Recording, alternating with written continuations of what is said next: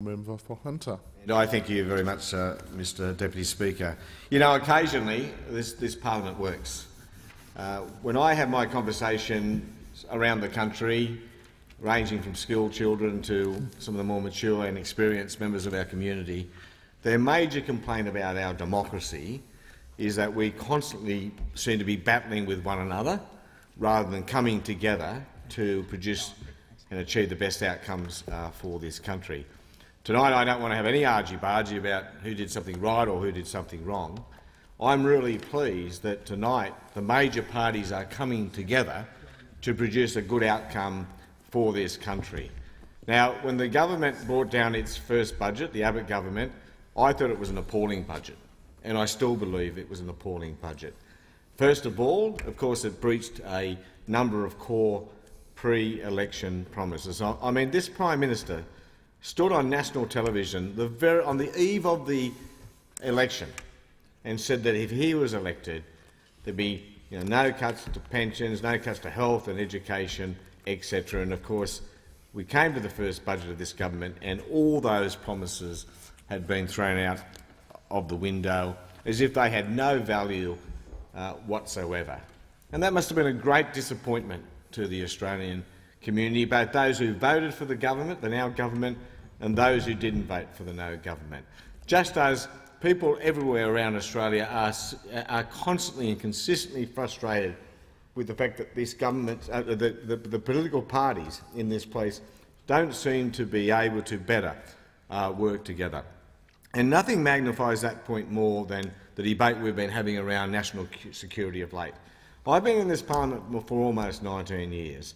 And for all of that time, whenever a serious national security issue has emerged, the government of the day has thought about how it might provide a legislative response and then gone to the opposition of the day, walked from the blue carpet across to the opposition leader's office and said, look, we have a problem. This is what we believe is the appropriate government response. Will you come with us? These are the details. We believe this is the national interest, and more often than not, almost on every occasion in fact, the opposition of the day, and I'm referring there to both of the major parties, has agreed or indeed suggested things that might have to be changed to bring their party colleagues with them, and a consensus has been settled and we've moved forward as a country. I lament the fact that in more recent days that hasn't happened with the changes to the Citizenship Act. I lament that very, very much. I lament the fact that this Prime Minister seems to be determined to use national security as a wedge and as a political opportunity. But more broadly, I'm also disappointed that more often we don't talk about the issues ahead. I'd like to see a day when, prior to the sort of pointy end of the budget planning, that a government walks across to the opposition leader's office and talks about what they have in mind for the budget. Some might think these words will come back to bite me because I might find myself in government in the not-too-distant future, but I don't care, Mr Deputy Speaker. I think Australia is ready for a more consensus approach to some of these issues. Take the pension changes, Mark 1, where the government, against its pre-election promises, decided just to change the indexations of pensions growth. You know, why wouldn't you walk across to the opposition leader's office and say, look, we've got a budget situation, as every country in the world has, with in the wake of the GFC and the slowing of the major economies. These are the things we believe we need to do to fix it, to turn the budget around. What does the opposition, what does Her Majesty's opposition think about these proposals? And I think if we did that more often, I think we could start to build a consensus model in this place. We could agree more often, we'd get better outcomes, and the Australian community would give a nod of approval. Now, tonight we're doing something akin to that, and I welcome that. The government put forward a proposal which was a clear breach of an election promise, one which this opposition couldn't support, and that was a proposal to, after all these years, after an initiative by the then Prime Minister John Howard, to freeze the indexation of petrol, to reintroduce the indexation. Now, we were concerned about it. Obviously, some key points there. We were concerned that the government had massively overstated the budget situation, but worse, it was clear in the weeks and months after that, was determined to make the budget situation even worse. And as we all know now, the budget position has deteriorated in the 2 years this government has been in office. We were, of course, concerned about the breach of election promise, and we were also concerned, and indeed I was particularly concerned about the spatial inequality of that move, because as we all know, these measures, particularly petrol taxes, fall disproportionately adversely on those living in rural and regional Australia, and as members of this place know, that's of a particular interest to me. Indeed, all those budget measures in the Prime Minister's first budget fell disproportionately on rural and regional Australia, and that is a very great concern to us. But I think it's been more than appropriate and quite innovative of the opposition, given the budget situation continues to deteriorate, and given the reintroduction of excise will produce so much more revenue to the bottom line over the coming years. I think it's more than innovative for the Labor Party to have come back to the table and to say, look, you guys have a deteriorating budgetary situation, despite your protestations pre-election that all would be rosy and good if only you were elected. And the Labor Party has taken the fiscally responsible approach and decided to join with the government to help in its efforts to turn that budget situation around. I mean, given its failure to do so on its own, and we've come to the table with an idea, and I think that's a very welcome proposition. Our idea, for those listening, is to say, well, we will allow the reintroduction of indexation, but only if something is done to return something to an economy that is at best flatlining, something that would act as a stimulus in the economy, an initiative which all the economists say is the right thing to be doing in the economy. I shouldn't just say the economists. I think the Governor of the Reserve Bank himself might be saying something we need to be doing is injecting some cash into infrastructure projects. And I'm delighted, as someone who in this place focuses so much on rural and regional Australia, that the real emphasis on that effort will be in rural and regional Australia. So a win-win, I like to think. We make a very sound contribution to turning a deteriorating budget situation around.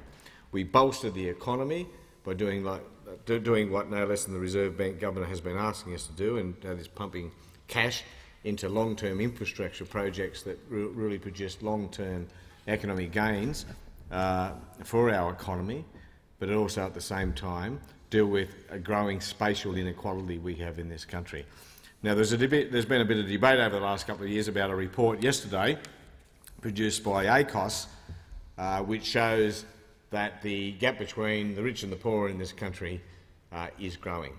And I want to preface anything I say by reminding the House that one of the great achievements of the former Labor government was to ensure that equality actually narrowed throughout the course of the global financial crisis. An achievement, I believe, the member for Rankin can confirm, would be an achievement probably not matched anywhere else in the world.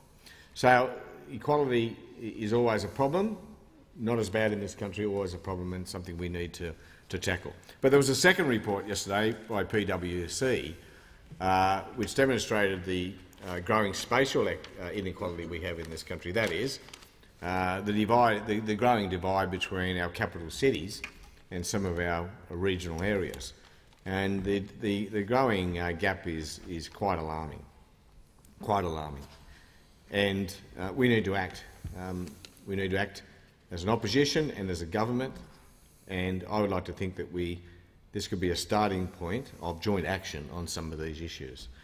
And obviously it starts with infrastructure, Mr Deputy Speaker. There are a number of ways that governments in this country can redistribute wealth, obviously the taxation system and the transfer payment systems, but nothing is more effective than an investment in both social and economic infrastructure. and that's what we need to do in rural and regional Australia. Now, this becomes even more important when we consider the fact that in the government's first budget, it cut almost $1 billion out of the financial assistance grants to our local government authorities. That is a lot of money, Mr Deputy Speaker. That's a lot of money that would have been spent in infrastructure, on infrastructure projects right around this country, which won't now be spent because the government's fiddled with the indexation arrangements. In my own hometown of Cessnock, the council will lose $150,000 in its first year. Now, to those of us down here, which who have billions of dollars rolling off our tongues all too easily, $150,000 in road resealing projects in my hometown goes a long way. So, given the government appears to show no interest in revisiting that issue, the initiative the opposition has put forward will offset those losses and allow those councils through the Roads Recovery Project to revisit many of those projects in those local government areas. That's good for the roads in those areas, and I've got to say in my hometown there's no bigger issue than roads. Historically, things are on the improve, which I welcome. It's good for the roads, it's good for the local economy, and of course it's good for jobs at a time when unemployment is rising in our rural and regional communities. Obviously in the Hunter, the mining boom, the levelling off of the mining boom post the investment phase, and of course after the more than halving of coal prices is having a significant economic impact. In other parts of the country, in central Queensland and northwest New South Wales, a now 3-year-long drought is biting very, very hard. We need to do things to stimulate the local economies in those areas, and I believe that there is no better opportunity and no better means of doing so than investing in local roads projects. More broadly, Mr Deputy Speaker, because it prompts us to have the discussion, when you've got a bond rate only just sneaking over 2%, when the cost of borrowing, of government borrowing is so low, notwithstanding significant debt, but still the lowest debt in the world as a percentage of GDP, it's the right time to borrow and invest in long-term infrastructure projects, which of course over time deliver a very significant return to the Australian economy and therefore the Australian community. So I would urge the government to take the message out of this initiative and rethink its budget strategy and ask itself whether it can be doing more out there to stimulate jobs and growth in our local communities all around the country. These are things we can do together. Again, I welcome the fact that the government's been very quick to accept the opposition's proposition. I was a little bit surprised, actually, that the offer could be made so quickly and then responded to so quickly that we find ourselves debating this issue in the chamber this evening. I think all members on both sides of the chamber will welcome our demonstration of our capacity to do just that. I know that local government councillors right around the country will be certainly welcoming that, and I know that the communities they serve will be welcoming that as well. I know when I return to my electorate after the cessation of our proceedings at the end of this week, people will be talking about this. They'll be talking about the benefits that flow. They'll understand it was a tough decision for the Labor Party to change its position, but I know they will appreciate it because I know that they will welcome us working together, but I know they will also welcome the fact that their local communities are going to benefit substantially, and I recommend the bill to the House.